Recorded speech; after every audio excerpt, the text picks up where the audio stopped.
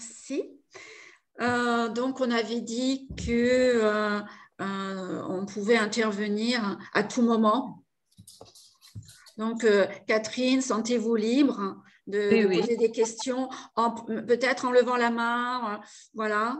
Et puis, ou bien tout à la fin, comme vous voulez. Oui. Voilà. Donc, voilà, donc je vous ai déjà dit que j'interviens, je suis à Tabaco et Addicto, et j'interviens quand même plus précisément auprès des populations précaires, et ce sont celles qui ont le plus de mal à décrocher, puisque c'est environ encore 40 à 45% de cette population qui continue à fumer, alors que les autres, ça a bien descendu à 20%, quelque chose comme ça. Voilà. Donc, on dit qu'en anglais, ils ont un terme, c'est hardcore, le noyau dur. Ça veut dire que ce n'est pas facile pour eux, ce n'est pas facile pour nous, mais ce n'est pas facile pour eux. Et ce sont souvent des populations qui fument beaucoup, même s'ils ont dû réduire parce que ça coûte cher. Mais si ils avaient l'argent, ils fumeraient volontiers plus d'un paquet par jour. Voilà, tout ceci étant dit, voilà, je vais peut-être vous expliquer pourquoi on en est arrivé à parler d'approche motivationnelle lors d'une intervention brève. Rappelez que l'intervention brève, au départ, c'était pour l'alcool. Ça a été démontré comme étant efficace pour l'alcool avec un certain scénario. Après, on s'est dit, avec les autres produits qui procurent une addiction, on allait à peu près faire de la même façon. Et donc, on a mis ça en place il y a à peu près 10 ans. Et puis là, maintenant, on regarde ce qui se passe avec le type d'intervention brève qu'on a faite. Et en définitive, ça n'a pas suivi la démarche des tabacologues, ça n'a pas suivi les recherches qu'on a pu faire, les résultats qu'on a pu avoir sur la motivation des patients.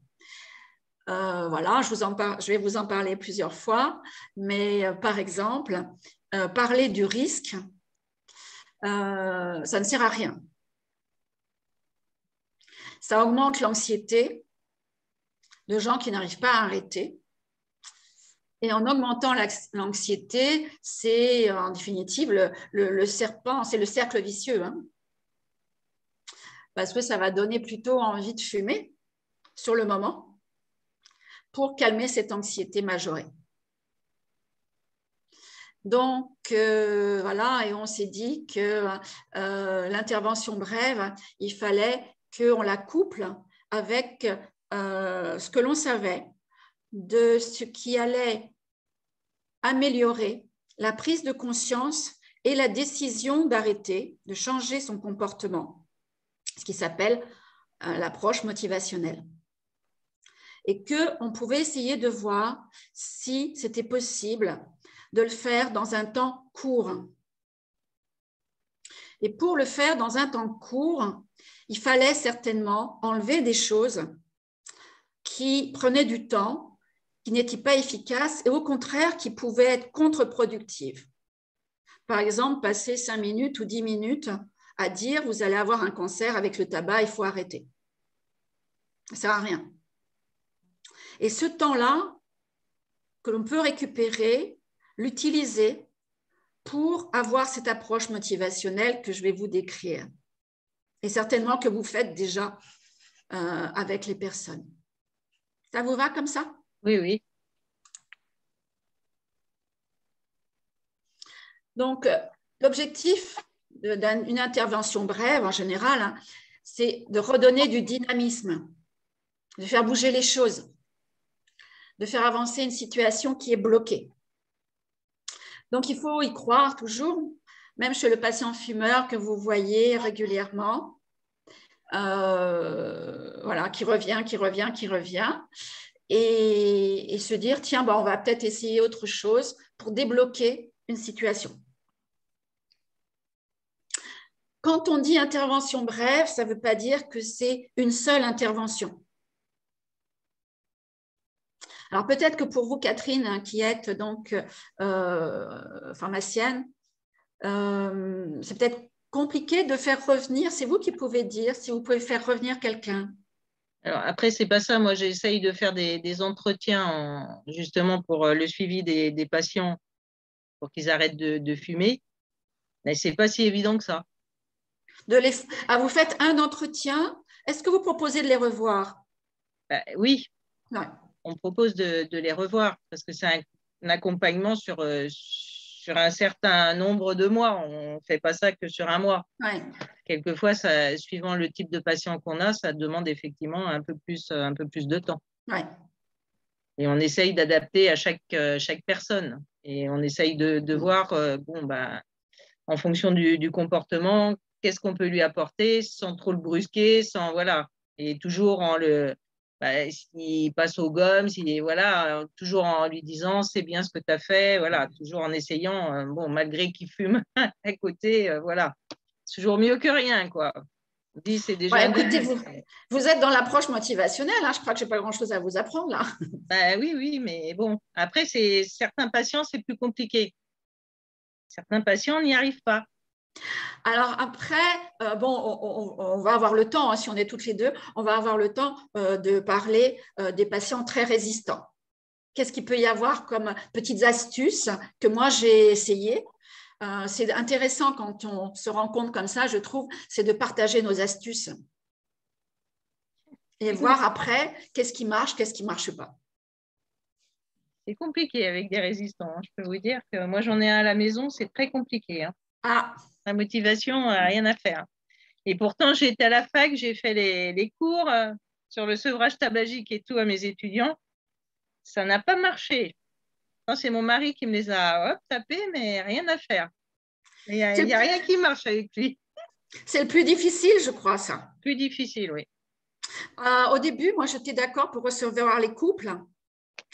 Et en définitive, l'objet cigarette, c'est pas rien dans un couple. Et donc, s'il y en a un qui est plus motivé que l'autre, l'autre va se sentir trahi ou lâché. Il y a tellement de choses qu'on partage aussi quand le couple est fumeur, hein, autour d'une cigarette, que c'est vraiment compliqué que les deux s'arrêtent en même temps et viennent en consultation ensemble. Donc, les histoires de couple autour, que ce soit le tabac, que ce soit l'alcool, que ce soit tous ces produits-là, hein. Il y a plein de choses qui se jouent. Alors moi, j'ai jamais fumé, hein, je vous avoue, franchement, ça, c'est pas la chose vraiment qui me… Ouais. Mais bon. Mais vous n'êtes peut-être pas la mieux positionnée. Non. Bon, il faut réfléchir. Voilà, donc voilà, le temps court parce que l'intervention brève, c'est en effet être efficace dans des consultations qui doivent être courtes de toute façon. Et puis se dire et le dire aux patients qu'on va se revoir plusieurs fois et comme vous dites, ils se sont accompagnés. Et c'est certainement ça qui a manqué au début de Moi sans tabac, c'est qu'on les voyait une fois ou deux dans le mois et après ils étaient lâchés. Et donc, on a redressé la barre, c'est-à-dire que d'une part, après, on pouvait les voir au mois de janvier, février, et puis aussi, on leur laissait surtout tous les numéros, etc. On les encourageait à soit avoir une application, soit avoir un suivi avec Tabac Info Service, qui fait de l'intervention aussi brève, motivationnelle. Alors, la traditionnelle, c'est ce que je vous disais tout à l'heure. On évalue la consommation avec un score. Ça ne sert à rien. Donc, on a été habitué à ça, à voir Fagerström, le Fagerström long, le Fagerström court, etc. Ça ne sert à rien. Quand un patient fume, même si c'est 2-3 par jour, et qui continue à fumer, il est dépendant. Donc, il est dépendant différemment peut-être de celui qui fume un paquet, hein. Ça, c'est le nombre de récepteurs qu'il y a dans le cerveau. Mais il est dépendant, donc ça sert à rien de faire ce score. sauf si lui veut le faire, qu'il l'a récupéré chez le médecin, chez le pharmacien, etc. Et donc, on lui demande ce que lui en pense, bien sûr, de ce score-là. Mais autrement, je pense que ce n'est pas la peine de lui faire remplir ça. Alors, qu'est-ce qu'on fait dans le traditionnel? On évalue, on explique, et on donne le score après, on dit, bon ben voilà, vous êtes dépendant, voilà. On explique le phénomène de la dépendance quand même, et on communique beaucoup sur les risques. On propose une solution nicotine, ce qui est une bonne chose, mais c'est nous qui proposons, et on propose des objectifs d'arrêt. Vous voyez que ça va beaucoup du praticien vers le patient. On pense un peu à sa place. Et dans tout ce qui est motivationnel, alors il y a des phrases de Pascal, le penseur, hein, etc., ou Socrate aussi, qui disent qu'on n'est jamais aussi bien motivé que par les propres raisons que l'on se trouve soi-même. Donc, ça ne sert à rien, nous, de dire, mais vous allez avoir plus d'argent, vous allez avoir une meilleure santé, etc. C'est lui qui sait ce qui va pouvoir le motiver. Donc, voilà, le risque que le patient n'est pas acteur, sauf dans sa résistance au changement que dont vous avez parlé tout à l'heure, Catherine. Alors, les principes de l'intervention brève motivationnelle, c'est reconnaître l'expérience du patient. Et s'il y a du temps à passer, c'est là. C'est-à-dire que l'expérience, la plupart même les jeunes que je vois qui ont 18 ans, ils ont déjà arrêté une fois ou deux de fumer. Et c'est cette expérience qu'il faut aller chercher, la reconnaître, la valoriser et leur permettre de penser que même s'ils ont arrêté une semaine, c'était un succès. Bien souvent, c'est considéré comme un échec parce qu'ils ont repris. Et là, notre rôle, c'est tout de suite de dire non, ça a été un succès, vous avez les capacités à arrêter. Vous êtes capable. Et comment vous avez fait la fois où vous avez arrêté une semaine? Rappelez-vous, comment vous avez fait? Ah, il y a Isabelle qui arrive. Parce que ces capacités-là, et je pense intéressant de leur dire, c'est qu'ils vont les avoir jusqu'à la fin de leur vie. Mais comme il y a eu l'entourage, et puis eux-mêmes, ils sont déçus, l'entourage parfois leur a dit, tu as vu, tu n'es même pas capable de tenir un mois. Et donc, ça, c'est terrible. Et leur dire, vous avez ces capacités-là, vous allez les retrouver. Et moi, je vais vous aider pour que ça dure plus longtemps qu'une semaine. Ça les regonfle. Ça leur fait du bien. Parce que vous allez être la seule, ou le seul, enfin bon, non, on est entre femmes, vous allez être la seule, souvent, à parler comme ça. Les fumeurs qui continuent à fumer, bonjour Isabelle. Bonjour Brigitte. Bonjour. Les fumeurs qui continuent à fumer, malgré tout le battage qui a été fait, malgré la connaissance des risques, etc., ils ont une piètre estime d'eux-mêmes, en tout cas dans ce système-là. Donc, à partir du moment où on va les avoir regonflés, où on va leur avoir dit « si, vous savez faire, vous savez arrêter, etc. Je vais peut-être vous aider à améliorer certaines choses, mais vous savez faire. » Souvent, ça marche. C'est une astuce, mais non, c'est mieux qu'une astuce. Voilà. Donc, augmenter la conscience des ressources et puis ne pas mettre l'accent sur les risques. Ils les connaissent par cœur. Donc, souvent, ils viennent avec un discours déjà tout préparé, parce qu'ils ont dans leur tête. Ah oui, ben, je vais avoir un cancer, ou j'en ai peur, ou je tousse, etc. Certes, mais ils n'ont pas arrêté. Donc, ça ne suffit pas. Et les risques, oui, paralysent. Paralysent dans le sens où voilà, ils ne font pas du mal à leur santé de gaieté de cœur, ils n'y arrivent pas, donc on retombe sur la piètre estime d'eux-mêmes. Donc, moi, je suis d'avis de ne pas parler des risques, ils connaissent par cœur. Et puis, quand ils en parlent, on leur dit, bah oui, bien sûr qu'il y a des risques. Et on passe à autre chose. Alors, l'intervention brève motivationnelle, on va donner des infos. On va donner des infos, pas sur les risques, cette fois-ci, mais des infos pour qu'ils comprennent pourquoi ils sont dépendants à ce point. Et là aussi, on est dans une déculpabilisation. Je dis volontiers que l'addiction au tabac, elle est aussi forte que l'addiction à l'héroïne. Et que ce n'est pas parce que c'est une drogue licite, mais ça on l'entend beaucoup, hein, mais je crois que ça vaut la peine de le répéter, que ce n'est pas parce que c'est une drogue licite que la dépendance est moindre. Il y a une confusion, souvent, dans l'esprit des gens. Donc je pense que c'est intéressant de revenir là-dessus et de donner des infos, pas pendant très longtemps, mais quand même, de dire oui, c'est une vraie dépendance, elle est très très forte. Et c'est bien pour ça que vous avez du mal à arrêter. Autrement, vous l'auriez déjà fait. Donc, en même temps, vous donnez des infos, vous déculpabilisez et vous dites, bon, bah, qui va y arriver. Après, les infos, on va voir après, plus tard, tout ce qui est motivationnel, ça repose sur un concept, on va prendre des grands mots, qui s'appelle l'ambivalence. Donc, on va aider la personne à avancer sur son ambivalence et à la résoudre en définitive. Et ça, on lui en parle, on lui donne rarement l'occasion d'exprimer cette ambivalence. Il va, je le disais tout à l'heure, nous servir un discours tout fait, c'est-à-dire il y a des risques, mais je n'y arrive pas, etc. L'ambivalence, on va lui permettre de dire qu'est-ce qu'il trouve dans le tabac, et après, quelles sont les valeurs, on viendra tout à l'heure. Et puis, on va lui donner des infos aussi sur l'arrêt ou la réduction.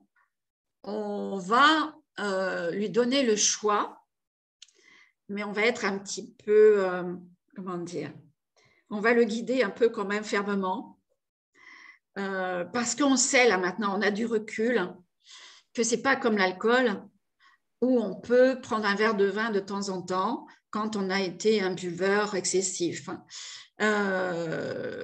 Pour le tabac, malheureusement, quand on décide d'y aller dans cette démarche-là, il faut se dire qu'il faudra arriver au 0 cigarette. Parce qu'à chaque fois, ça relance la dépendance. Ce n'est pas pareil que l'alcool. Et donc, les patients qui ont arrêté l'alcool ou qui ont largement diminué voudraient faire la même chose avec le tabac. Et ce n'est pas possible. Voilà. Donc, il y a une stratégie, bien sûr. Hein. Donc là, ceux qui ont peur de l'arrêt, voilà, la dernière cigarette, hein, il y a un deuil à faire qui n'est pas forcément évident. Bien sûr que la réduction, c'est une solution. En valorisant à chaque fois, comme vous disiez Catherine tout à l'heure, les petits pas qu'ils vont faire, qui sont des grands pas pour eux, même de passer de 40 cigarettes à 38, c'est pas rien.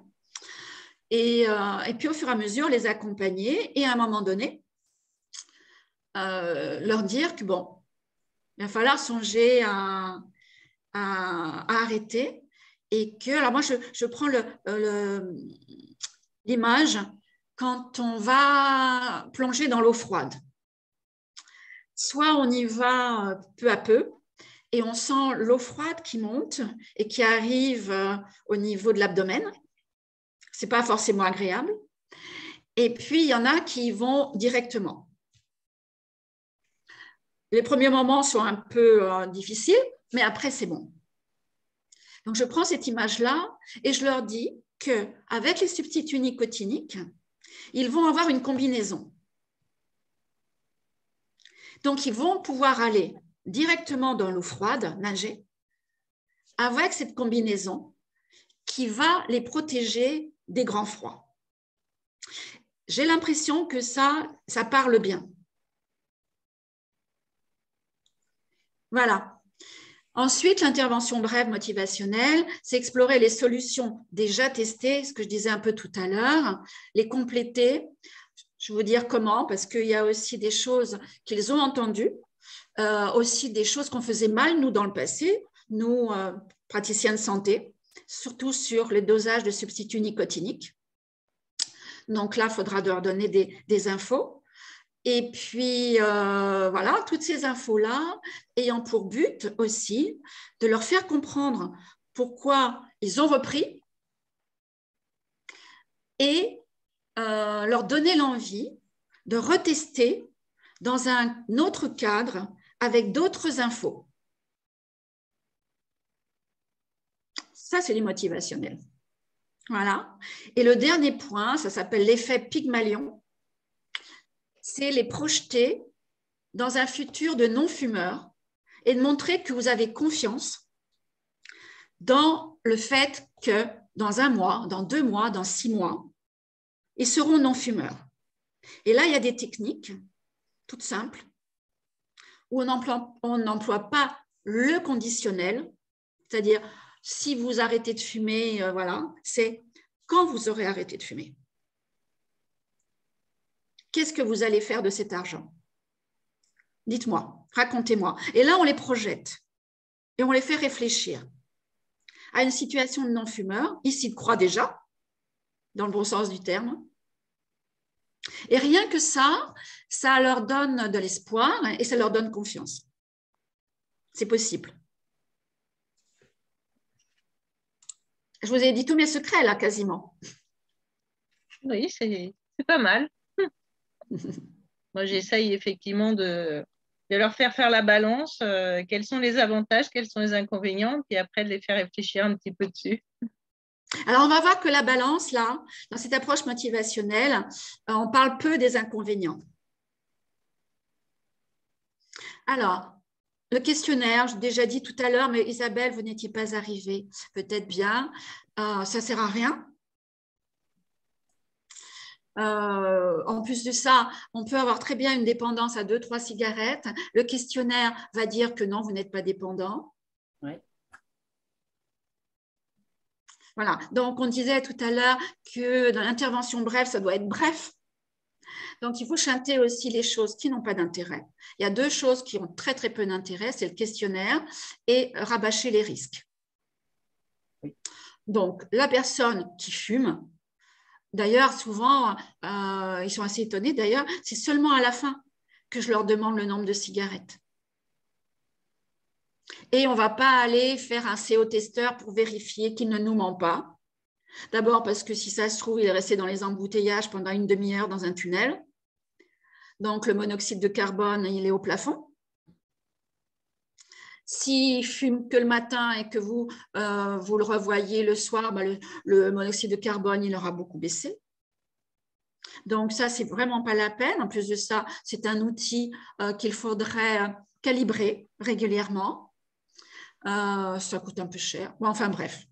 Puis, voilà, enfin, tout l'intérêt de la tabacologie, de ces disciplines-là, c'est qu'on peut, voilà, on se base sur ce que dit la personne. Et on lui dit. Et donc, ça crée un climat aussi qui permet l'entretien motivationnel. C'est pas comme avec la glycémie, où là, bon, on est tenté de dire, mais quand même, vous me dites que là, non. Alors, la question, c'est, moi, j'utilise volontiers, après chacun a ses méthodes, a ses questions. Moi, j'utilise volontiers, où en êtes-vous de votre consommation? Ça laisse le champ complètement ouvert. Donc, on est parfois, quand on est pris par le temps, on a envie de poser des questions fermées. Vous fumez combien, etc. Ce sont des questions fermées. Il vaut mieux dire où en êtes-vous, comment ça se passe en ce moment au niveau de la consommation. Parce que là, la personne va pouvoir parler, dire de le nombre, bien sûr, hein, mais surtout le contexte. Ah, bah, j'ai eu plein de soucis, voilà, donc à un moment donné, j'ai augmenté, puis là, j'essaie de redescendre, etc. On ne parle pas du nombre. Ah, on me dit que ma connexion Internet est instable. Bon, je vais croiser les doigts.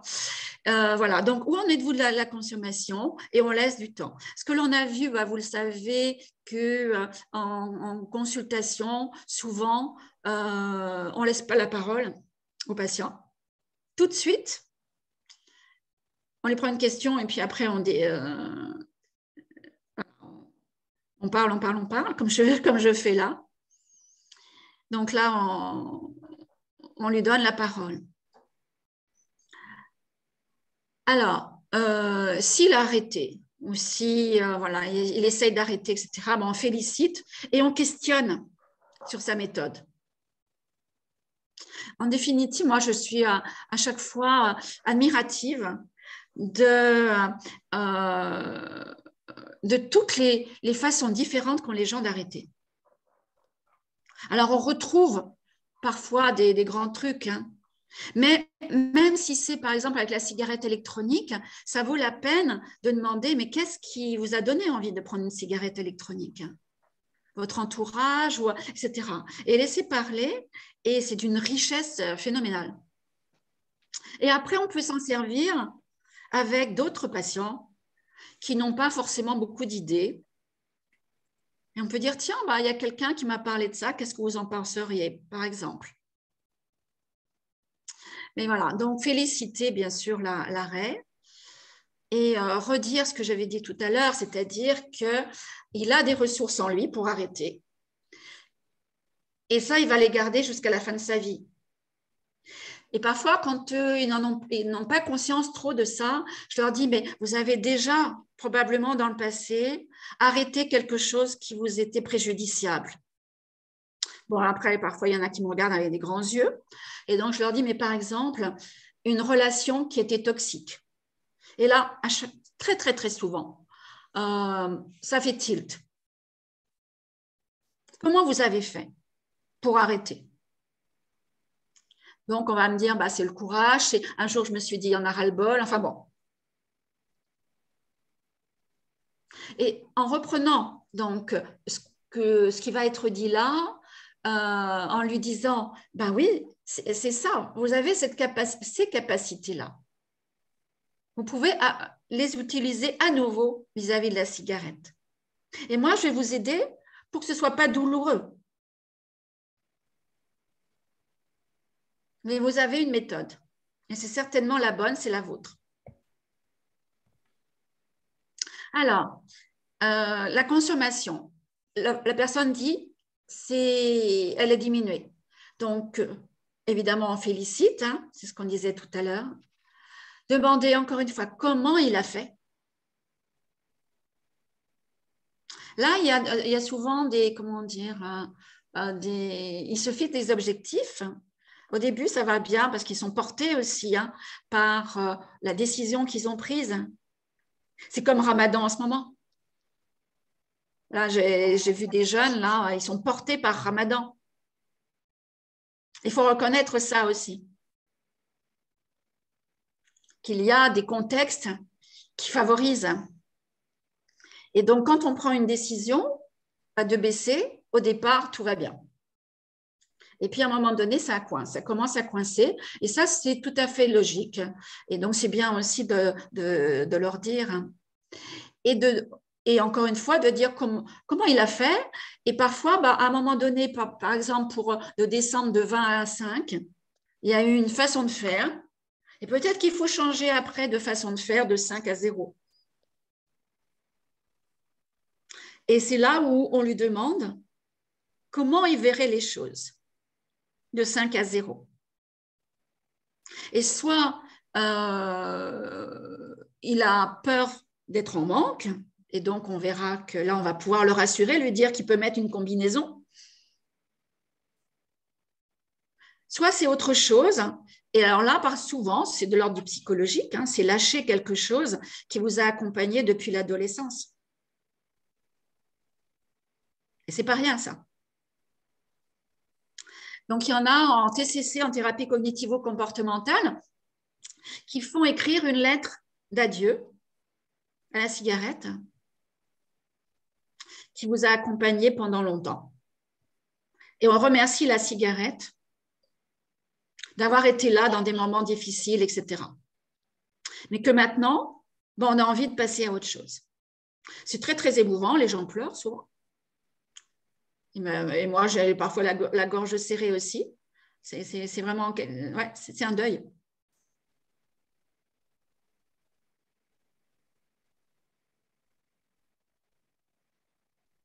Alors, augmenter, hein, évidemment, on déculpabilise et puis on va très vite demander qu'est-ce qui fait que la consommation a augmenté. Alors, il y a pu y avoir le Covid, il y a pu y avoir beaucoup de choses. On ne s'en tient pas là. On lui montre que malgré les difficultés, on croit à sa capacité à avancer. Et donc, c'est là, je pense que c'est intéressant, après avoir dit qu'on comprenait, bien sûr, cette envie d'aller chercher le réconfort avec la cigarette, qu'est-ce qu'il envisage dans les suites? Sous-entendu qu'il ne va pas rester à cette situation avec 2 paquets au lieu de 1 paquet. Est-ce que vous voyez ce que je veux dire là? Sous-entendu, c'est pas vous allez encore augmenter votre consommation, bien sûr. Mais qu'est-ce que vous envisagez pour la suite? C'est rare que la personne dise je vais continuer à augmenter ma consommation.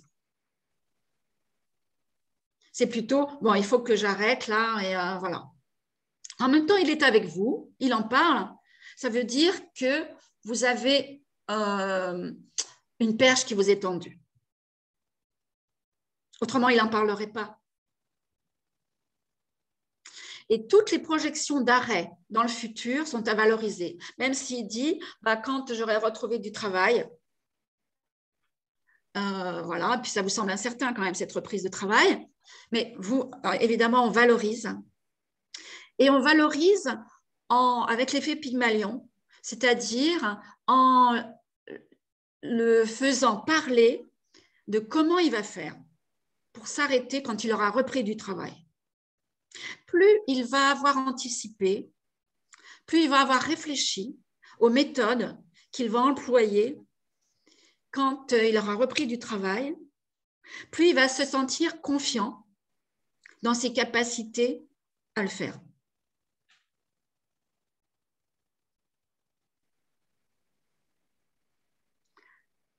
Voilà, donc le truc c'était qu'en effet, il est dépendant et voilà. Le plus important là-dedans, c'est la dynamique dans laquelle il est. Et puis nous, à côté de lui, qui disons qu'on le voit bien dans le futur avoir arrêté et qu'on lui fait confiance et qu'on se demande comment il va faire. Grosso modo, c'est ça. Quelle que soit la situation, même s'il a multiplié par 2. Alors, expliquer la dépendance, ça c'est dans l'intervention brève, les 2 formules. Hein. Moi, je trouve que c'est intéressant parce que ça explique l'ambivalence. S'il n'y avait pas de dépendance, il n'y aurait pas de manque et donc il n'y aurait pas d'ambivalence. Donc oui, expliquer la dépendance. En plus de ça, ça déculpabilise. Hein. Je disais tout à l'heure que c'est une dépendance aussi forte que l'héroïne. Hein. Donc quand les gens apprennent ça, quand même, ça remet un petit peu les pendules à l'heure. Et il y a 3 types de dépendance. Il y en a qui sont intriquées, donc c'est vraiment difficile de faire la part des choses. Donc, il y en a une qui est physique, le manque de nicotine qui entraîne la nervosité, l'augmentation de l'appétit, et donc la prise de poids. Psychologique, comportementale. Donc, on va revenir sur ces 3 dépendances qui peuvent être intriquées. Et c'est en leur demandant ce qu'ils craignent en arrêtant de fumer, ce que ça apporte. Et c'est très lié. L'autre face de la médaille, évidemment, c'est le manque. Mais quand ils disent que ça les apaise, ça veut dire que quand ils sont en manque, ils sont énervés, ils sont agressifs, ils ont des idées noires, etc.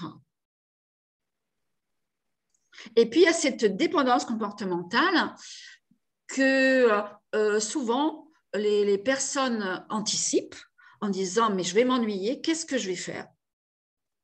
Et ça, c'est un énorme vide parce que la vie a été ponctuée par le tabac. Avec le cannabis, hein, les gros fumeurs de cannabis, c'est pareil. Hein. Et, enfin, les autres aussi, hein, tous les personnes qui prennent des produits, parce qu'il y a une bonne partie de la journée qui va être autour de la préparation, d'aller acheter le produit, d'aller au bureau de tabac, de retrouver un lieu qu'ils apprécient. La première cigarette du matin, enfin bon voilà, vous savez hein, ce que les gens disent sur ces moments qui sont importants pour eux, même s'ils ne sont pas en manque. Et donc, comment ils vont faire pour avoir des moments agréables dans la journée, qui vont rythmer leur journée, sans cette bon sens de cigarette? Et c'est là où je trouve que, là aussi, c'est important de leur dire, bah, dites-moi, comment vous allez faire? Souvent, ils disent « Ah, mais je vais compenser par autre chose ». Parce qu'on a tellement lu dans les magazines que quand on arrête de fumer, systématiquement, on compense. Ce n'est pas compenser forcément par la nourriture. Mais c'est intéressant de voir tous ces moments où on craint de s'ennuyer. Qu'est-ce qu'on peut faire à la place? Et de faire parler les personnes, de l'écrire. Là, je ne sais pas si vous en reste, mais pour le mois sans tabac, il y avait des enveloppes jaunes, des kits. Je ne sais pas s'il y en a. Oui, je pense que Catherine à la pharmacie en a eu des kits d'arrêt du tabac. J'en ai eu. Ah, d'accord. Si vous avez regardé dedans, il y a un truc se préparer à l'arrêt qui est très, très bien fait. C'est basé sur les thérapies cognitivo-comportementales et on leur demande qu'est-ce qu'ils vont faire, comment ils prévoient l'arrêt. Et moi, ce que je leur dis, c'est que quelqu'un qui va faire un 110 mètres haie, il ne va pas direct sur le stade à faire son 110 mètres haie. Il le prépare à l'avance. Il anticipe les obstacles qu'il va y avoir et comment il va les gérer au fur et à mesure. Avec des jeunes, moi, quand j'ai parlé de 110 mètres haie, j'ai fait un flop. Donc, c'est un match de foot, par exemple. Mais on anticipe à l'avance. Et si vous n'y pensez pas, eux, ils pensent, en particulier pour le comportement. Comment je vais faire? Et donc, là, on leur fait confiance sur leur capacité à trouver, soit à appeler un copain, surtout les premiers temps. Alors, peut-être là aussi, ce qui est intéressant de leur dire, c'est que bien sûr, on ne part pas sur un an où on va demander à quelqu'un, par exemple, à l'heure du déjeuner, de l'appeler pour passer un bon moment au téléphone plutôt que d'aller prendre une cigarette. C'est l'affaire d'une semaine, 15 jours, les premiers temps où on est désorienté. Il faut les rassurer là-dessus.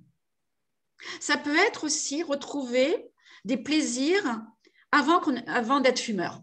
Alors, ceux qui ont commencé à fumer à 13 ans, on leur dit, mais à 12 ans, qu'est-ce qui vous faisait plaisir? Qu'est-ce que vous aimiez bien? Retrouver ces choses-là.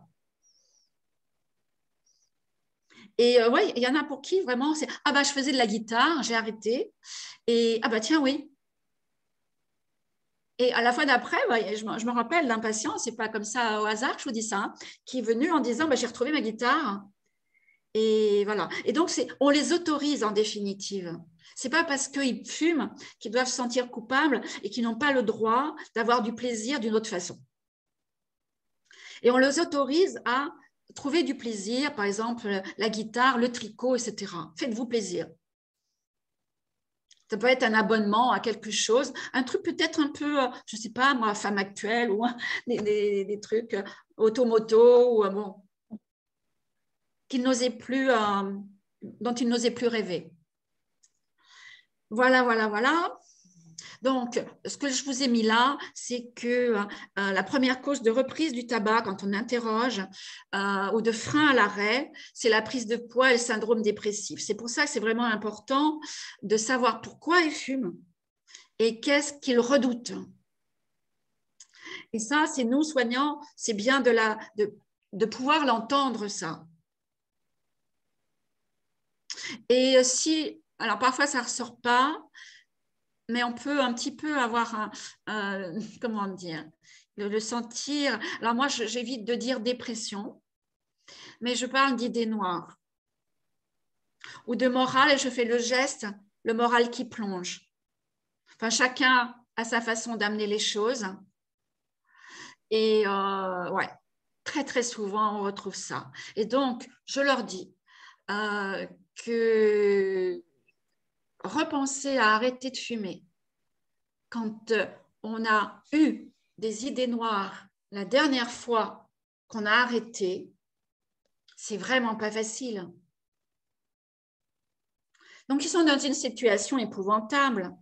Ils se font du mal, ils sont BPCO, etc.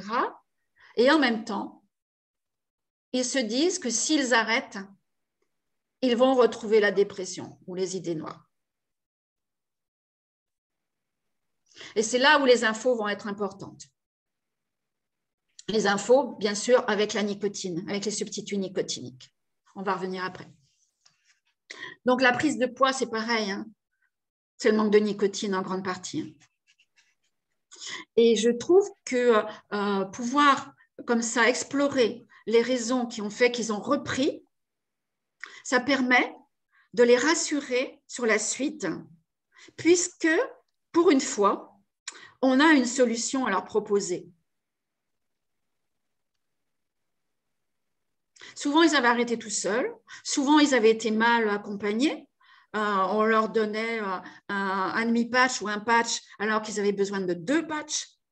Donc, les pauvres, ils essayaient pour faire plaisir à leur médecin, à leur pharmacien, etc., de tenir. Et ils étaient en manque, quoi.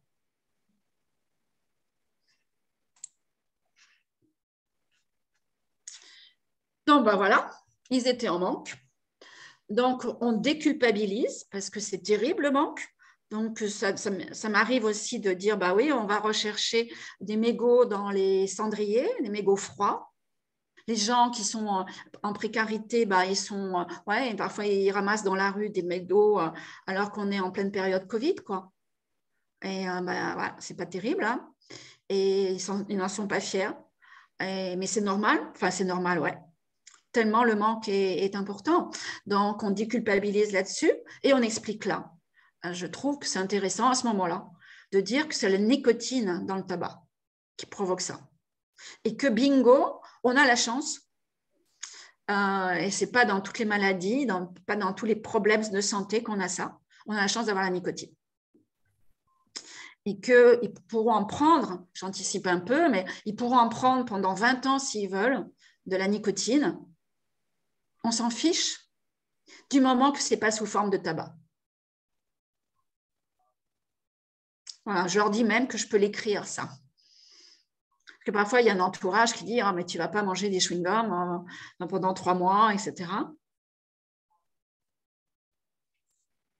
Donc ça soulage souvent les personnes de savoir qu'ils vont pouvoir retester éventuellement sans être en manque et pendant le temps qu'il faut. Et là, si vous le sentez comme ça peut être bien aussi de dire qu'on a tellement pris conscience de cette problématique que maintenant, c'est remboursé autant que nécessaire. Il y en a qui sont restés avec l'idée que c'était 150 €. Sur des gros fumeurs, ça faisait 1 mois et demi quoi, de substitut. C'était terrible. Ils avaient double peine, ceux-là. Et donc, là, maintenant, si pendant 3 ans, ils ont besoin de nicotine, leur médecin leur fera l'ordonnance. Et puis, je pense, Catherine, je ne sais pas, est-ce que vous pouvez faire des ordonnances aussi ou il faut que ce soit le médecin? Alors, logiquement, c'était en pourparlers, justement, pour que nous, on puisse délivrer, Et qu'il soit remboursé. Et qu'il soit remboursé, oui, qu'on pouvait prescrire. Ça, c'est dans les boucles, mais ce n'est pas encore sorti. Les tests de loi ne sont pas encore sortis, mais c'est dans les boucles. Ah, bah oui, ce serait drôlement bien. C'était déjà en expérimentation, je crois, dans certaines régions au niveau des URPS. Mais bon, ce n'est pas encore sorti en national, quoi. OK. Donc, bon, là, il y a les sages-femmes, il y a les infirmiers, il y a Kiné, dentiste, et j'en oublie, qui peuvent prescrire, médecins du travail, etc. Et pendant le temps qu'il faut. Et après, j'ai une question. Moi, j'en ai certains, ils sont passés sous gomme et après, ils sont devenus dépendants à la gomme. S'en fiche. D'accord. On s'en fiche. Ce sont des personnes qui ont besoin, ce n'est pas qu'ils sont dépendants, c'est qu'ils ont besoin de nicotine parce que la nicotine est anxiolytique et antidépresseur. Oui, oui. Parce qu'après, ils culpabilisaient justement de ne pas pouvoir arrêter, quoi. Ils ont besoin. Moi, je leur dis que bon, on n'est pas tous égaux, qu'il y en a qui ont besoin de cette nicotine. On a des récepteurs dans le cerveau. Peut-être que ce n'est pas pour rien. Les pommes de terre, il y a de la nicotine. Les aubergines, il y a de la nicotine. Donc, plutôt que de manger 3 kilos de patates par jour, il vaut mieux prendre des chewing-gums. Et ils auront la nicotine. Pour le moment, ils en ont besoin pour être bien dans la vie.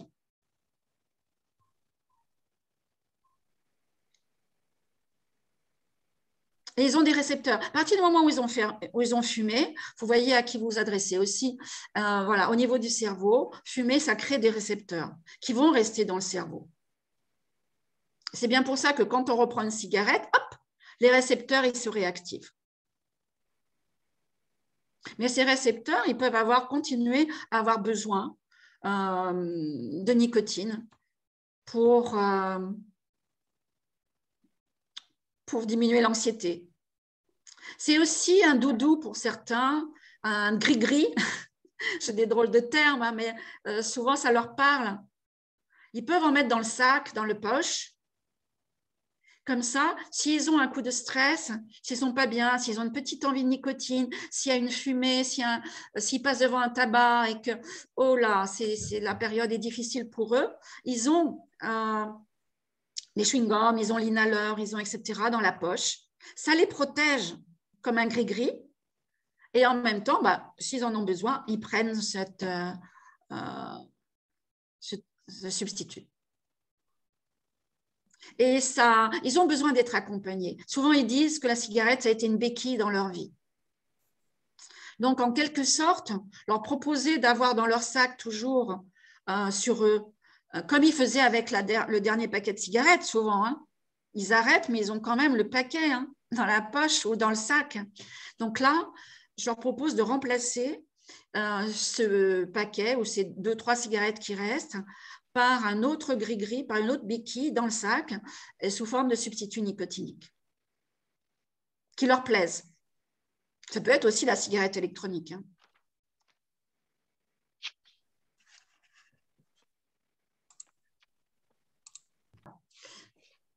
Donc, bon, là, peut-être que je reviens un petit peu. Les tentatives antérieures sont à valoriser.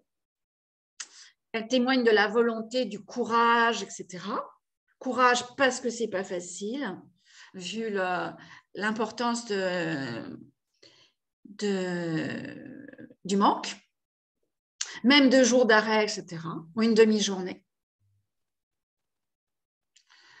Là, je suis en train d'essayer quelque chose avec le ramadan. Et puis, il y a des imams aussi l'année dernière qui m'avaient donné cette idée-là. Enfin, c'était les jeunes qui m'avaient dit, que l'imam avait dit que ce n'est pas seulement pendant le ramadan que le tabac est nocif contre la santé, que c'est péché contre son corps.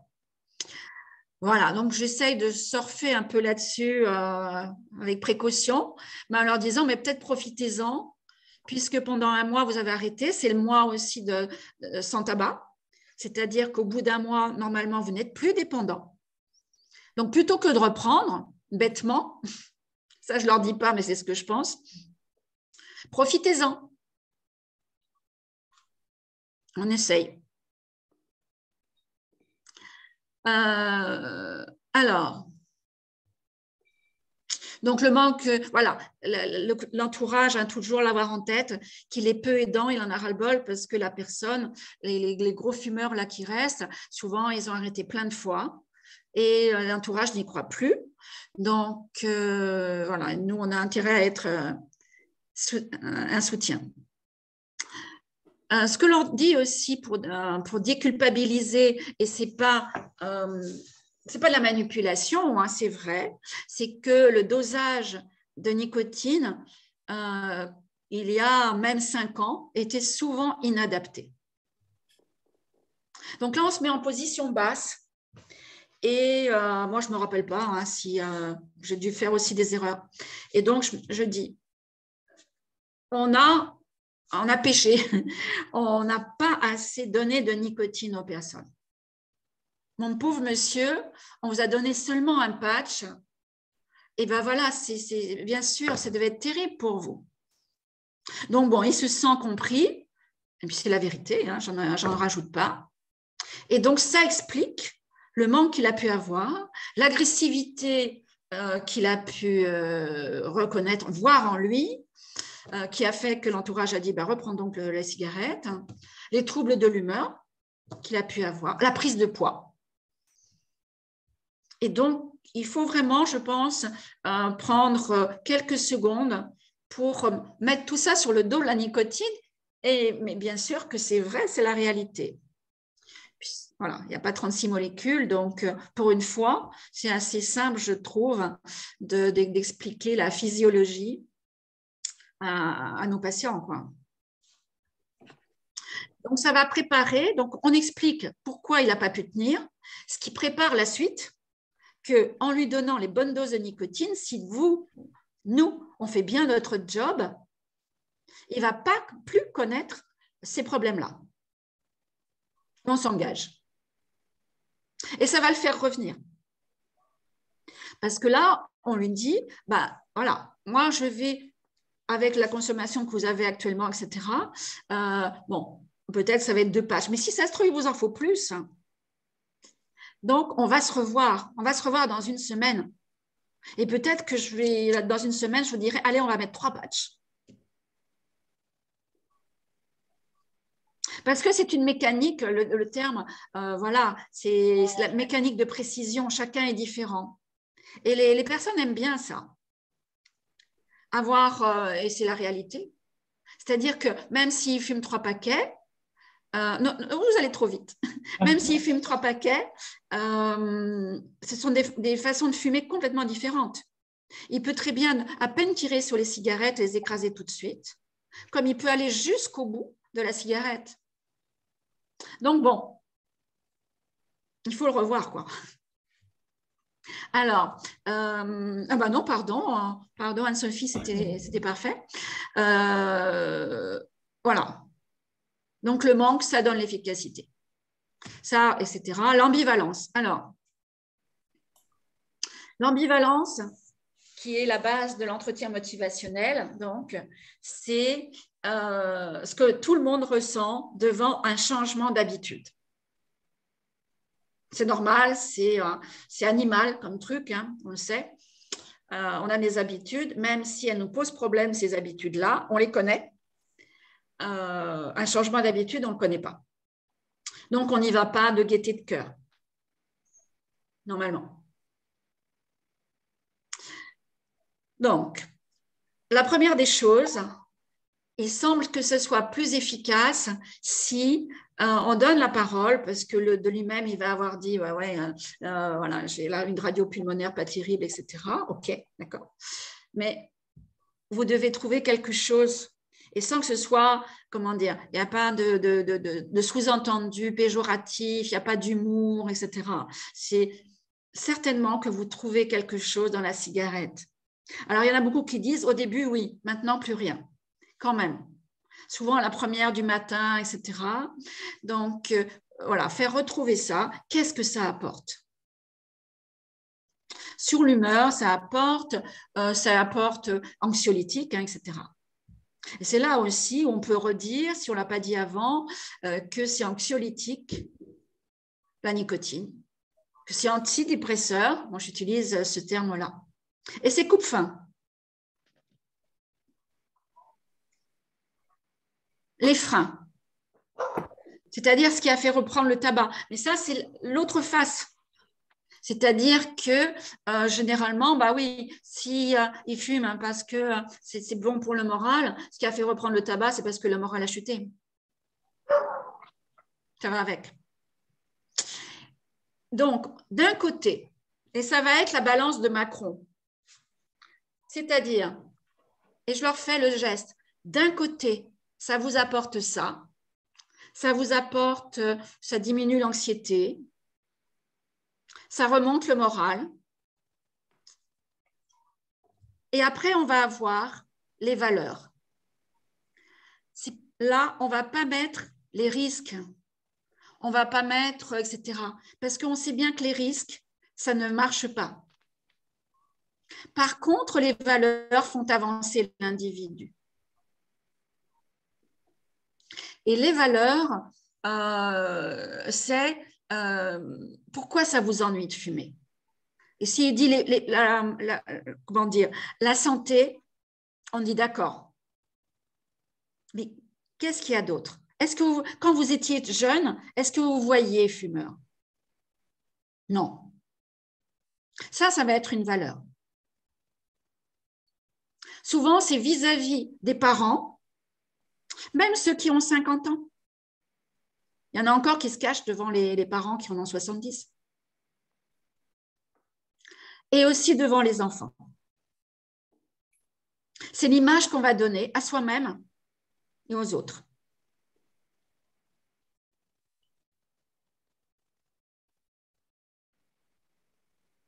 Ça, c'est la balance décisionnelle à laquelle on arrive. Donc, d'un côté, ça vous apporte ça, et ce n'est pas facile à lâcher. Mais d'un autre côté, vous ne vous voyez pas comme ça fumeur jusqu'à la fin de vos jours. Ça vous dégoûte. Vous en avez ras-le-bol de donner de l'argent à l'industrie du tabac. C'est contre vos idées.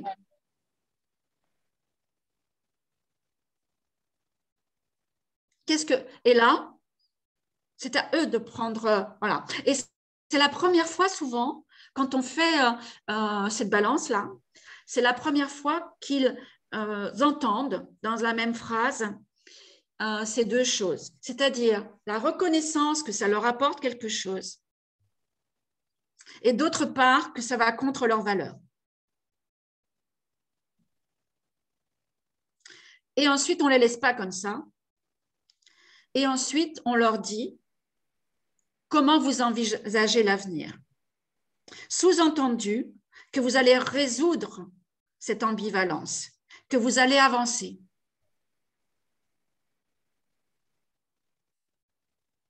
Bien évidemment que quand on dit, ben voilà, ça vous apporte, vous n'êtes plus dépressif et en même temps, c'est contre vos idées, contre le capitalisme, etc.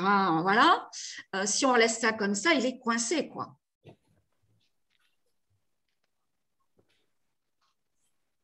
Donc, c'est important, là, de lui dire, qu'est-ce que vous avez prévu dans les mois qui viennent pour avancer là-dessus?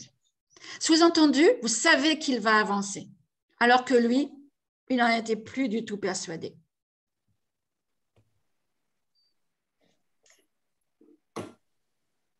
Voilà, donc c'est ça, hein, l'intervention motivationnelle. Donc, Sophie qui va trop vite. On recherche l'intérêt pour le fumeur, mais l'intérêt profond. On valorise ce qu'il va dire là. Et voilà, et on va le noter. On va le noter dans un cahier. Peut-être qu'à la pharmacie, vous avez pour chaque patient, vous avez un cahier ou quelque chose. Oui, j'ai des petits carnets de suivi. Ouais.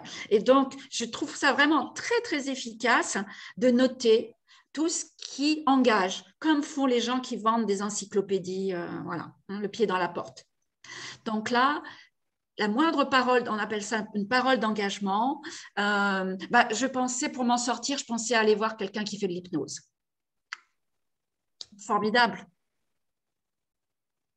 Tout est formidable.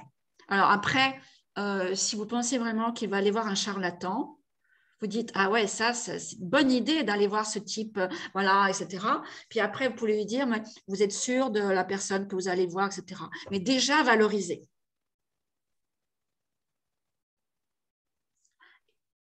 Il sera toujours temps après de dire, Bon, en hypnose, ça va vraiment bien vous aider. Ou l'acupuncture, etc. Parfois, il y a des personnes, quand on rajoute des chewing-gums à la nicotine, vraiment, ça augmente les chances de réussir. Vous voyez.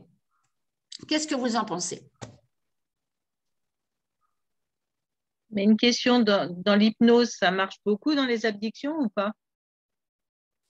C'est ce que va mettre la personne, si elle a envie d'y aller. La croyance, vous savez, hein, c'est le placebo dans tout ce qui est psychologique. On est dans le psy, là. C'est 30%. Donc, l'hypnose, ouais, si l'hypnose est basée quand même sur une relation avec le thérapeute très forte. Et si c'est un praticien, infirmier, médecin, etc., voilà, il a été formé et le patient va pouvoir s'appuyer sur cette relation-là pour avancer. Donc, oui. Parce qu'après, on a certains patients, effectivement, qui demandent si on ne connaît pas des thérapeutes, justement, qui pratiquent l'hypnose. Écoutez, Laurence Pic, n'est-ce pas, qui aurait dû être ce soir avec nous, qui est formée en hypnose, qui est généraliste aux Ulysses. D'accord. Et il y a aussi... Il y a Éric Lefort à GIF, il y en a pas mal. Oui, il y en a pas mal. Donc, par contre, bon, pour l'hypnose, il vaut mieux éviter celui qui reçoit 10 personnes à la fois. Parce que, comme je vous ai dit, toute l'efficacité, elle est basée sur la relation. Comme là, ce qui se passe quand vous êtes avec un patient, quand on est dans l'addiction. Il ne faut pas qu'il y ait 36 personnes autour, etc. Hein, c'est vraiment, même si ça ne dure pas longtemps, c'est la confiance que vous allez lui témoigner, etc. Donc, l'hypnose, ça peut être une bonne solution. Mais sur le manque, ce n'est pas forcément top, top, top. Donc, moi, je propose de rajouter des substituts ou au moins d'en avoir dans son sac. Et puis, on voit ensemble comment après, dans le suivi, comment ça va. Si 10 fois dans la journée, il est allé chercher une gomme, bon, peut-être qu'on proposera un patch, on verra. Voilà. Donc, les valeurs, hein, donc, on ne parle pas des risques. Et puis, voilà, avec l'idée que dire ces valeurs qui vont être le véritable levier, les reconnaître. Moi, j'avais une patiente qui était africaine. Elle voulait rentrer un jour au pays. Rentrer au pays, quand on est une femme africaine, au village, ça ne se fait pas de fumer, quoi. Du tout, du tout, du tout. Et c'est ça qui l'a motivée, alors que c'était une grosse fumeuse, quoi. Et j'avais jamais entendu parler de ça. Et donc, c'est pour ça qu'on ne peut pas anticiper, on ne peut pas prévoir à l'avance quelles vont être les valeurs de la personne. À chaque fois, on est surpris. Et le fait de les exprimer, ça les renforce. C'est magique. Alors, après, l'intérêt de l'effet Pygmalion. Oups.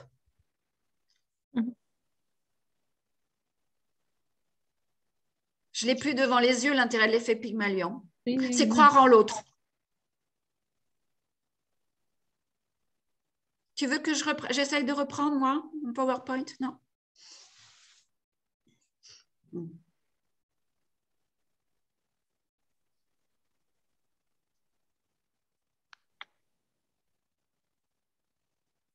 Voilà, donc c'est un rôle vachement chouette, je trouve, hein, des soignants que nous sommes. Donc, on l'a aussi dans tout ce qui est ce dont vous parliez tout à l'heure, Catherine. Je ne sais plus le terme exact pour le diabète, pour etc., quoi. Donc, c'est faire confiance, montrer qu'on a confiance dans les capacités et le dire. Voilà, lui témoigner et puis obliger un petit peu le patient à se projeter dans l'avenir sans tabac.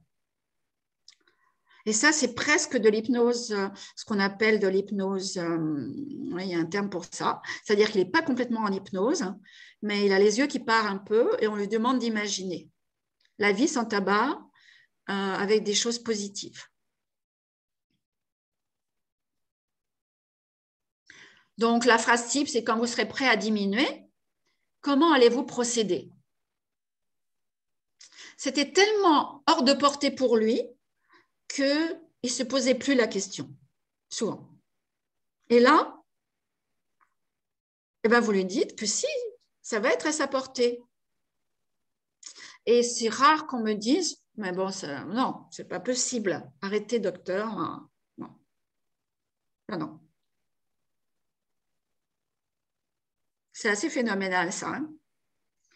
C'est bon, c'est presque, voilà, c'est pas la manipulation parce qu'il y a l'éthique. Alors, j'aurais dû vous dire que l'entretien motivationnel, c'est pour que, il y a l'éthique de l'entretien motivationnel, Miller et Rognick, hein, qui sont des psychologues américains qui ont mis ça en place dans les années 80. Et donc, l'éthique, c'est d'aider le patient à changer son comportement qui est délétère pour lui-même et qui serait arrivé naturellement, mais avec le temps. Vous voyez? C'est l'aider à aller plus vite dans la résolution de son ambivalence. Donc ça, c'est l'éthique de l'entretien motivationnel. Ouais. Donc là, on sait que quand on lui dit comment vous allez procéder, on le met dans une dynamique, alors qu'il était bloqué. Et il va y réfléchir. Et comme il va y réfléchir, il va faire des choix. Vous lui aurez dit qu'il y a les substituts nicotiniques. Il va vous demander, mais qu'est-ce que vous pensez de la cigarette électronique? Donc, vous avez peut-être entendu que, bon, moi, je trouvais, pour ceux qui avaient envie, c'était un excellent outil. Voilà. On est de plus en plus d'accord les uns les autres à proposer, pour les gros fumeurs surtout, d'émettre un patch avec. Comme quand on prend des gommes, c'est bien d'avoir un patch de base. Voilà, donc s'ils nous demandent, voilà, il faut, à chaque fois on revient sur le fait qu'il faut prendre la bonne dose de nicotine dans la cigarette électronique, dans les patchs, etc. Il y en a quand même pas mal, on se retrouve avec des gens qui ont dit que ça ne fonctionne pas la cigarette électronique, ils étaient à 0 mg de nicotine, parce qu'ils ont peur de la nicotine.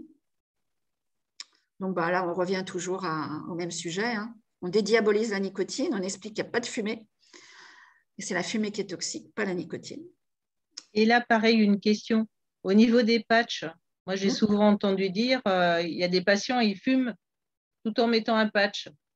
Donc, est-ce qu'effectivement, on essaye d'aller dans leur sens en leur disant, après, ils vont essayer de diminuer? Ou est-ce que c'est interdit? Parce qu'à l'époque, on disait, non, vous collez un patch, vous arrêtez totalement. Oui, heureusement, on a arrêté là-dessus. Hein. Voilà, mais ça perdure encore. Peu chez les soignants, quand même. Mais il y a encore quelques années, il y avait des soignants, cardiologues, etc., qui disaient, oh là là, voilà, non, c'est la fumée qui est toxique, c'est pas la nicotine. Oui. Donc, l'overdose de nicotine, ça donne mal à la tête, ça donne un peu des nausées, la bouche pâteuse, c'est tout. Ce qui est toxique, c'est qu'ils continuent à fumer. Ça veut dire qu'ils sont sous-dosés. D'accord. Donc, voilà, quand on leur dit, pourquoi vous fumez en définitive avec le patch? C'est pas dangereux, c'est embêtant parce que vous continuez à être dépendant quand vous continuez à fumer. Et là, ils disent, oui, quand même, moi j'ai envie dans la journée.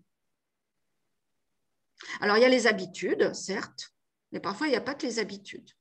Et pour savoir quand même, grosso modo, s'ils ont la bonne dose, on leur demande la consommation maxi.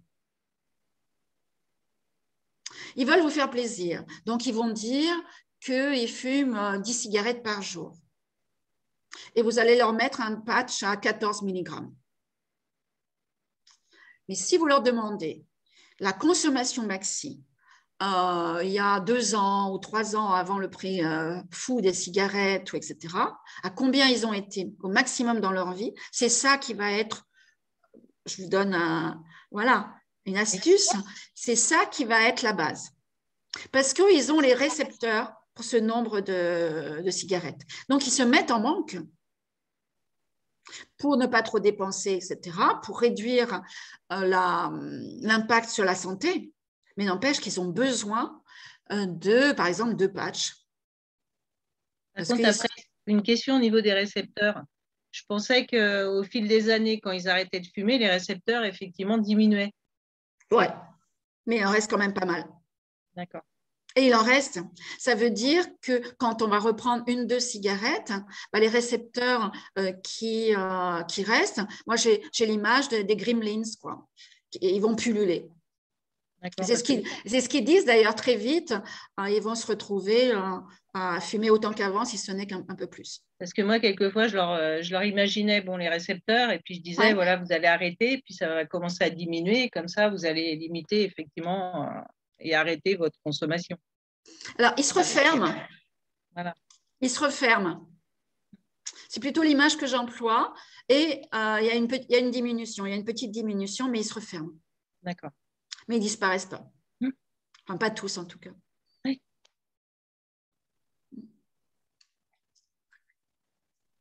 Alors, quand vous serez prêt à diminuer ou à arrêter, comment allez-vous procéder? Et là, il s'engage vis-à-vis de lui-même. Et vous allez le noter sur le cahier. Et du médecin, et c'est pas rien, médecin, pardon, du praticien.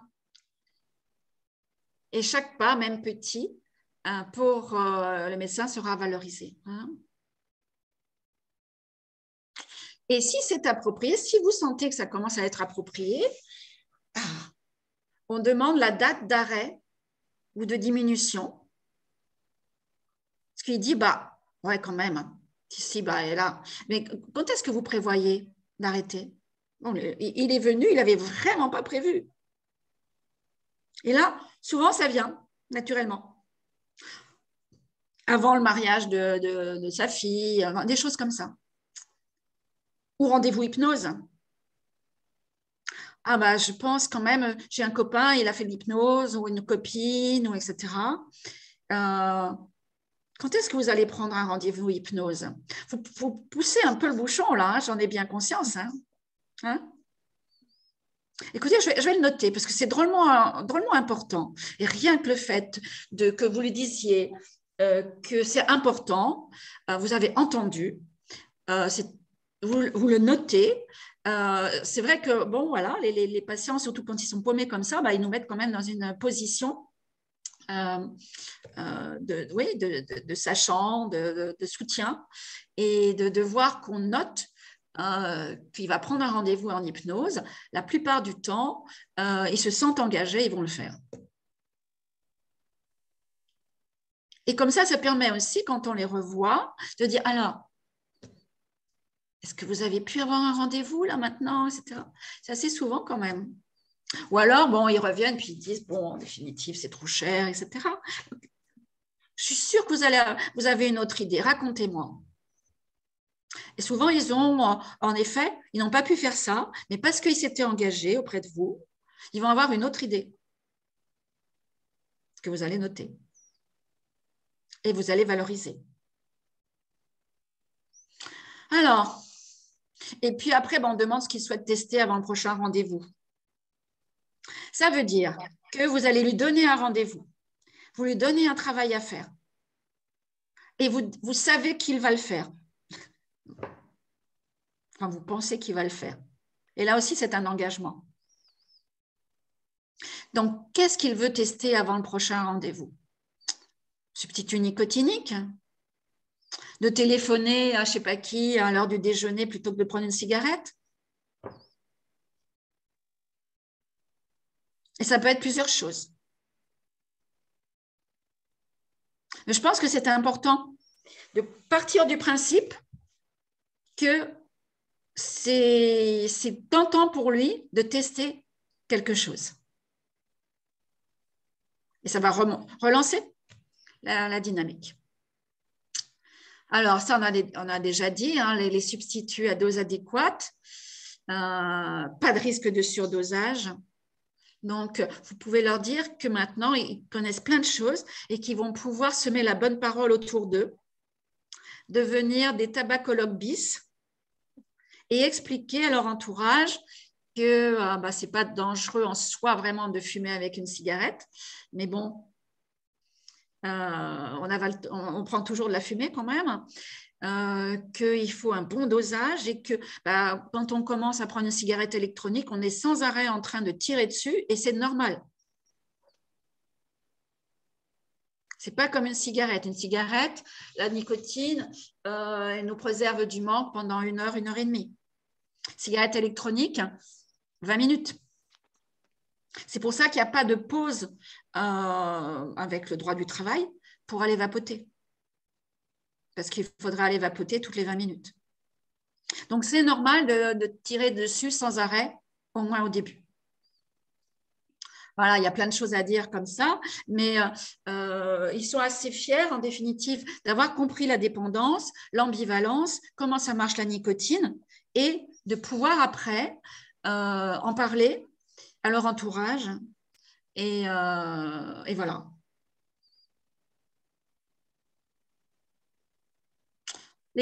Voilà. Il peut tester les prises en charge qui apaisent. Bien sûr, il y a l'hypnose, mais il y a la méditation pleine conscience qui aussi apaise. Voilà. Il y a d'autres choses aussi.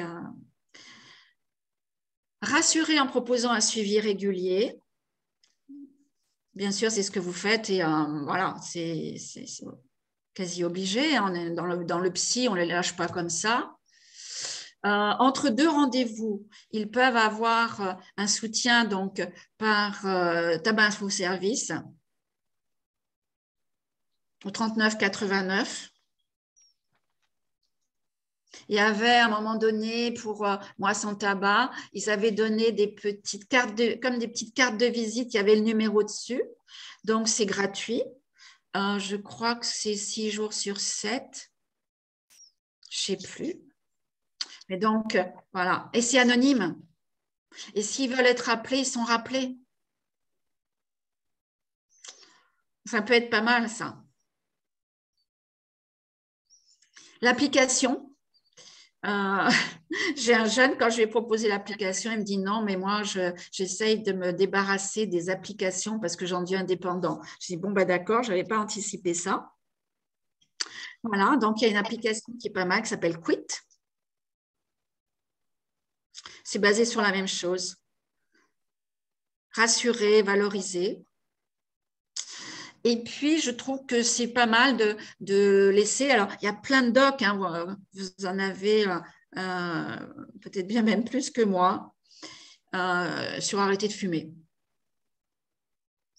Et remettre une doc, c'est le même principe que ceux qui font du porte-à-porte. Donc, ça crée un lien. Et vous pouvez me noter dessus peut-être le numéro de Tabac Info Service ou votre numéro, mais laisser une documentation, c'est bien. La pochette, c'est dommage qu'on ne peut pas en avoir pendant l'année. Le kit de l'arrêt du tabac, je trouve vraiment très, très bien fait pendant le mois sans tabac. Et ça vaudrait, je pense, la peine d'en commander puis d'en garder pour toute l'année. Et de donner aux personnes. Il y a un agenda tous les jours. On vous dit, maintenant, vous pouvez grimper les étages 4 à 4. Votre peau est de nouveau en meilleur état. Vous avez diminué le risque de la moitié. Enfin, c'est vraiment bien fait. Enfin, c'est ce que disent les personnes. En tout cas, je ne sais pas quel est le retour que vous en avez de ces kits. Moi, je n'ai pas eu trop de retours par rapport au kit. D'accord. Des patients les réclament, mais c'est vrai qu'après, on n'a pas trop de retours quand même. Ouais. Alors, ça peut être intéressant quand il y aura le mois sans tabac, si à nouveau vous pouvez en avoir, d'instaurer, ça peut être aussi intéressant d'instaurer le dialogue là-dessus. Qu'est-ce qui leur a plu là-dedans, dans ce kit? Qu'est-ce qui leur a moins plu? Qu'est-ce qui les a aidés? Comme ça. Ouais, le seul inconvénient, c'est qu'on n'en a pas en grosse quantité. Ouais. Mais là, je crois qu'il va y avoir, j'ai vu passer donc de la part de la CPAM, l'appel à projet pour Moisson Tabac 2022. Et ça y est là. Donc, peut-être que vous les avez reçus, ou, voilà, ce sont les différents CPAM. Donc, voilà, je ne sais pas si vous aurez des projets, si vous avez envie de mener des projets, mais ça peut être tout bêtement, enfin tout bonnement, de voir 20 personnes et leur remettre ce kit et de discuter sur le kit, comment ils ont avancé avec le kit, par exemple, quelque chose comme ça. Je sais pas, c'est une idée comme ça qui me vient, mais c'est peut-être un peu crétin. Hein. Voilà. De toute façon, après, il faudra essayer de lancer des ETP pour essayer de motiver effectivement les personnes. Motiver. Il faut qu'ils trouvent leur propre motivation. Oui, il faut qu'ils trouvent leur propre motivation. Mais à l'époque, moi, j'avais assisté, c'était professeur Dupont qui faisait ça, les ETP. Et j'avais assisté une fois à un groupe de parole, justement, et il laissait s'exprimer les gens. Et je trouvais que c'était motivant de les avoir tous ensemble. Et puis chacun, effectivement, disait comment il ressentait les choses. Et c'est vrai qu'il valorisait. Moi, j'avais bien aimé cette approche. Ouais. C'est ce que j'ai fait à l'hôpital de Bure, en psychiatrie, en novembre-décembre, avec les groupes de patients. C'était très riche. Ah oui, mais après, je les recevais en individuel. Voilà, c'est ce qu'il y avait 1 heure et demie en groupe de parole et après en individuel pour ceux qui voulaient. Oui. Et c'était beau de voir cette entraide, ce soutien et puis ce qui est dit par les autres, comment eux, ils ont avancé, ça a une autre valeur que ce que moi, je pouvais raconter, quoi. Ça, c'est sûr. Ça se situe à 2 niveaux différents. Ah oui. Les laisser parler, c'est vrai que chacun, effectivement, voit les choses différemment et c'est vrai que c'est enrichissant. Ouais. Parce qu'on avait beaucoup des profils totalement différents et les mettre ensemble, en fin de compte, il n'avait presque rien à dire, quoi. Ça sortait tout seul et venant des autres, pas du soignant, c'est vrai que c'était mieux, ça passait mieux. Ouais. Il retenait mieux, voilà. C'est quelqu'un d'autre qui disait qu'il était comme eux, donc. Oui, tout à fait. Non, c'est vrai que c'était sympa. Alors, il faut. C'est de l'animation aussi, là, hein, parce que parfois, ça part sur des fausses idées qu'il faut recadrer. Ouais, si, là, il y en avait. Hein. Il y en a toujours, mais bon. Ouais. Non, mais c'est intéressant. Mais là, pour l'alcool, les évaluations qui avaient été faites, c'était que c'était vraiment alcool, diabète, etc. C'était vraiment efficace. Sur le tabac, les évaluations qui ont été faites sur les groupes de parole, j'ai fait ça avec la Ligue contre le cancer à Paris. On a fait ça aussi avec la Ligue Essonne. Sauf là, à l'hôpital psychiatrique où, ouais. Là, ça a vraiment bien marché, mais autrement, ça n'avait pas très, très bien fonctionné. Tabac. Et là, celui auquel vous étiez allé, c'était un groupe tabac? Oui, c'était un groupe tabac. Et c'était dans le cadre d'un hôpital? C'était où? C'était dans le cadre d'un hôpital, oui. Alors, je me souviens plus où c'était que j'étais allée. J'étais allée, je crois que ça devait être dans le 94. J'étais allée. Ce qu'on l'a fait avec Marion Adler. Je ne sais pas si vous voyez qui c'est, Marion Adler. C'était une tabacologue qui était à Béclair. On avait essayé de le faire à l'hôpital Béclair pendant 2 ans. Et bon, il y avait des femmes enceintes parce qu'il y a beaucoup. On essayait aussi, peut-être que c'était un public particulier, avec les femmes enceintes pour les aider à arrêter de fumer. Ouais. Mais en individuel, en tout cas, il y a vraiment des beaux résultats. Hein. On y arrive. En motivationnel. Moi, j'ai du mal maintenant. Je ne vois pas comment je pourrais avancer sans faire du motivationnel, quoi. Sans prendre en compte l'ambivalence des personnes et leur… Pardon ? De toute façon, c'est ce qui est le plus important à faire. C'est essayer de comprendre effectivement comment gérer leur ambivalence et puis les faire aller vers effectivement l'arrêt. Alors c'est vrai qu'il ne faut pas leur dire ce qu'on voudrait qu'ils fassent, mais il faut les laisser aller effectivement eux-mêmes trouver leur voie, quoi. C'est ça qui est un peu compliqué quelquefois, mais bon, il faut vraiment bien cerner son patient. Ouais. Ouais. Et c'est pour ça qu'il faut effectivement le laisser parler. Oui, puis poser la question sur ce que ça lui apporte. Et on a été pendant longtemps à ne pas vouloir poser cette question, nous, le soignant, tellement on était obnubilés par les effets délétères.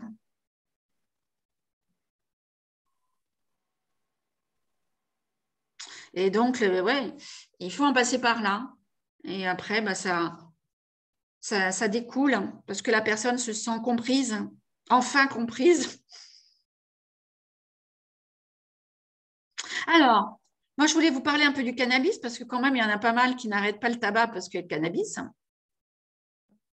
je ne sais pas si ça vous intéresse de parler un peu de cannabis. Bon, en tout cas, ce n'est pas forcément le plus simple. Donc là, il faut vraiment demander ce que veut faire la personne et il faut poser la question. Parce qu'il y a vraiment beaucoup de personnes, les trentenaires, les cadras aussi, qui prennent du cannabis, en particulier le soir pour s'endormir. Le style Nox, c'est pour les mamies et le joint, ça a été vraiment banalisé. Et si on ne demande pas, on ne trouve pas. Et c'est embêtant parce qu'il y a du tabac dans le joint. Donc, ça fait perdurer une dépendance au tabac. Et alors, il y en a beaucoup qui ne veulent pas se séparer de leur joint. Hein. Alors, vous savez que quand c'est 6 joints, 8 joints dans la journée, ça veut dire que bon, il y a un problème derrière. Et que là, moi, je trouve que c'est pas mal de l'orienter vers un XAPA parce qu'il y a un trouble certainement psy. Voilà. Donc, c'est une prise en charge à plusieurs personnes, dont le psy.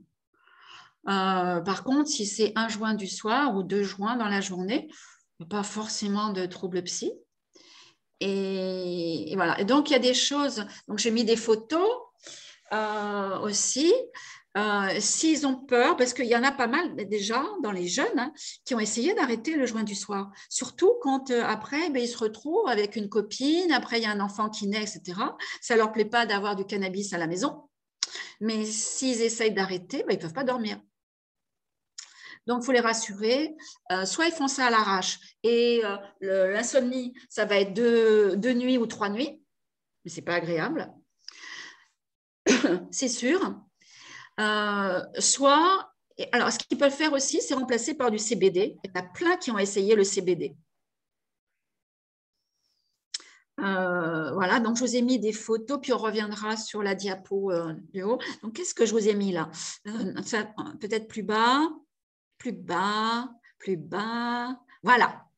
Donc, j'étais en Bretagne, c'est peut-être pour ça. Ça, ce sont des caramels. Des caramels au CBD, à la fleur de sel. Voilà. Donc, ça peut être une solution pour arrêter les joints. CBD. Voilà. Donc, ils essayent. Et puis, ils voient ce que ça donne. Donc, il n'y a pas d'effet psychoactif, vous le savez, c'est pour ça que c'est vendu partout. Mais par contre, il y a un effet relaxant qui peut pour certains suffire. Et puis, rien que le fait de se prendre une petite douceur comme ça, il y a cet effet aussi placebo. Après, est-ce que j'ai d'autres photos? Non, il n'y a pas d'autres photos. Donc, on peut remonter peut-être. Voilà. Ceux qui veulent arrêter de fumer le tabac, mais continuer à avoir les effets psychoactifs du cannabis. Il y a maintenant, ça existe depuis longtemps, mais en France, on peut trouver des herbes à mettre avec le cannabis, avec la résine, pour faire un joint. Ça veut dire que vous n'aurez plus la dépendance au tabac. Et donc, ils feront leur joint avec des herbes. Donc là, c'est des herbes de guimauve ou je ne sais pas quoi. Là, je vous ai mis, ça se vend en bureau de tabac. Là, c'est quoi déjà? Feuilles de... C'est pas du chanvre, c'est autre chose. Je crois que c'est de la guimauve. Guimauve, oui. Ouais. Voilà. Donc, ça se vend facilement et ils font leur joint avec ça, ce qui fait qu'ils arrêtent de fumer le tabac. Et alors, le Nec Plus Ultra, c'est la photo d'en dessous, je crois. Ça, c'est un vaporisateur de cannabis. Il n'y a plus de combustion avec ça. Donc là, c'est un modèle à 149 €. C'est licite parce que c'est vendu comme un vaporisateur de plantes qui pourrait être de la menthe ou n'importe quoi. Et dedans, ils mettent du cannabis sous forme de feuilles ou de résine. Ça chauffe, comme une cigarette électronique, ça chauffe. Et voilà, et ils aspirent une vapeur. Et donc, pour la santé, alors pour la santé des neurones, bon, on sait bien que c'est un peu démotivant quand même, le cannabis, mais il n'y a pas la combustion. Et ça, c'est énorme comme bénéfice.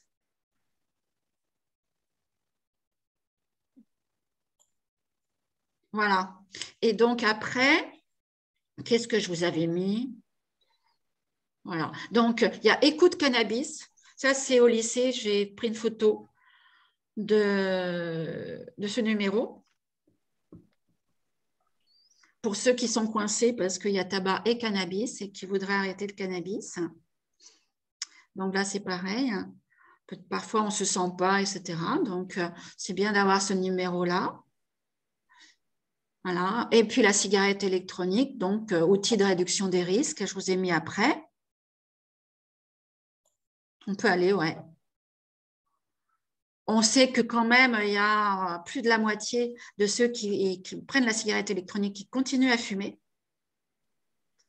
Et ouais. Donc, il faut vérifier qu'ils prennent des bonnes doses de nicotine. Il y a 2 ans, j'étais allée faire un tour dans les boutiques. Il y en avait dans les boutiques de cigarettes électroniques qui mettaient des pancartes comme quoi ils ne vendaient pas de dosage supérieur à 12 mg parce que risque cardiovasculaire. C'est une hérésie. Bon, voilà, je vais essayer de monter au créneau. Enfin, on n'est pas la seule. Leur principe, c'était purement commercial, puisque le flacon à 12 mg ou à 6 mg, c'est le même prix qu'à 18 mg. En vendant un flacon à 6 mg à quelqu'un qui fume 2 paquets, bien évidemment, qui va être sans arrêt en train de tirer sur sa cigarette électronique. Et ce flacon, au lieu de faire 1 semaine, il va faire 2 jours. Donc, la boutique va vendre 6 flacons dans la semaine, alors que s'il lui avait vendu dès le début du 18 mg, et la boutique aurait vendu 1 flacon. Vous voyez le truc, quoi. C'est lamentable. Et il y en a beaucoup qui ont arrêté à cause de ça. Voilà, donc il faut vraiment qu'ils aient un bon dosage. Et puis, comme ça fait comme un peu un bonbon quand même, hein, comme cinétique, c'est bien d'avoir le patch, réhabiliter le patch. Et là, même les jeunes qui ont 18 ans, ben, ils se sont mis à mettre des patchs. Et voilà. Et de rassurer aussi sur l'éventuelle dépendance, etc. Donc, je leur demande aux jeunes, je leur dis, vous connaissez quelqu'un qui est dépendant au patch, qui a commencé à mettre des patchs, qui est devenu dépendant au patch, donc ils se marrent et non. Et là, une question pour les jeunes, parce qu'il y a beaucoup d'adolescents 12-13 ans qui fument et qui commencent à fumer. Quand ils veulent arrêter de fumer, comment on fait? Parce que logiquement, les substituts, tout ça, c'est plus de 18 ans. Non, 15 ans. 15 ans, d'accord. Donc, ils s'arrêtent tout seuls souvent. Alors, parfois, c'est famille monoparentale, donc ils vont chez le père ou chez les grands-parents, c'est interdit de fumer. Donc, ils ont tous des expériences comme ça, à cet âge-là, où ils arrêtent de fumer sans problème. C'est plus tard, quand je les vois, moi, à 16 ans, 17 ans, où ça commence à devenir difficile, parce que aussi, il y a des histoires de vie, des vies compliquées. Et que là, ça commence à, voilà, où ils deviennent agressifs, et donc ça ne leur plaît pas, ou bien ils ont le moral qui flanche, quoi. Ouais. Donc 15 ans, oui, les substituts nicotiniques. Là, j'interviens dans le lycée, en seconde, tout ça. Ouais, je leur propose, hein, bien sûr. Oui. Et alors, en ce moment, le grand truc, quand même, c'est la puff dans les lycées. Collège et lycée. Et ça peut être un souci, la puff. C'est un outil marketing. Vraiment, ils ont très, très bien bossé, mais au détriment des jeunes. Parce qu'ils ne mettent pas le dosage de nicotine comme on avait l'habitude, c'est-à-dire 10 mg, 12 mg, etc. Ils se sont rendus compte que ça pouvait faire peur. Donc, ils mettent en pourcentage. Donc, c'est 0,09. Et donc, les jeunes me disent, c'est 0, quoi. Sauf comme c'est du pourcentage, ça correspond à du 10 mg. Les goûts sont excellents. Donc, ils vont être sans arrêt en train de tirer dessus. Enfin, au point de vue marketing, c'est un piège, mais c'est très bien fait.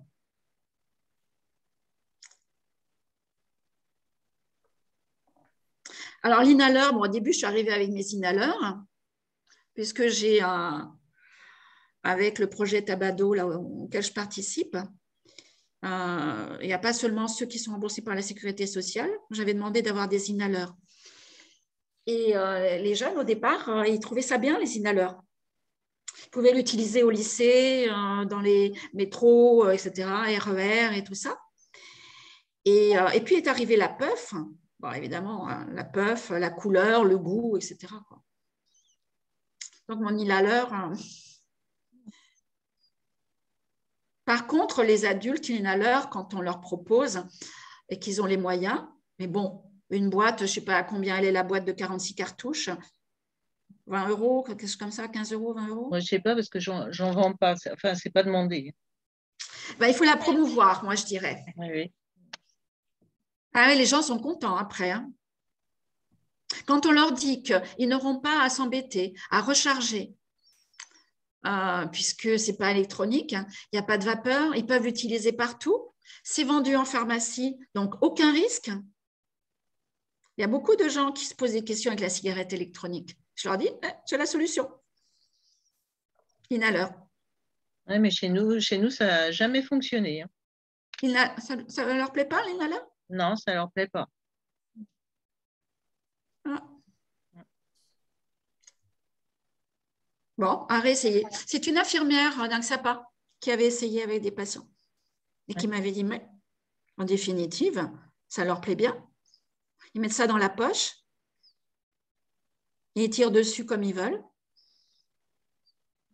Donc, je m'y suis mise et moi, je trouve qu'il y a beaucoup de gens qui… voilà. Mais il faut les patchs avec. D'accord, il faut les patchs. Ah ouais. Avec toutes les formes orales, il faut patch de base, bonne dose, et en garder un seul la nuit. D'accord. Après, ils font bien ce qu'ils veulent. Hein. Alors, après, je pense que c'est presque fini. Voilà.